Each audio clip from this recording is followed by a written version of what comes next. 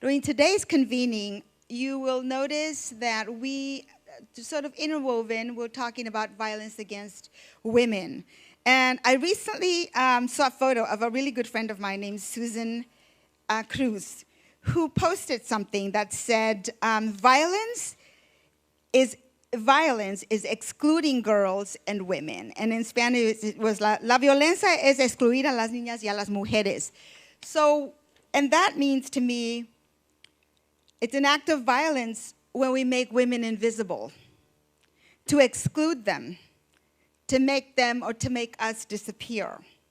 And that happens when our work is not valued, when we are not paid for the work that we do, when the only images we see of women and girls are one-dimensional, when we don't have representatives in public office.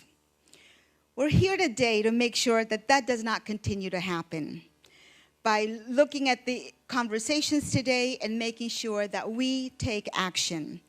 So it's going to be, as Marilyn said, a little bit of an experiment in how we do the 8 conversations. You might think of it as speed dating.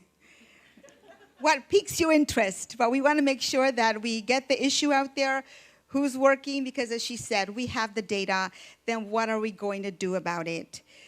Another way to look at it is, it's kind of like flying without a net, but there is a net, all of you. And we're all here to support each other and make sure that, you know, if something's missing, we're there to make sure that it gets put back in.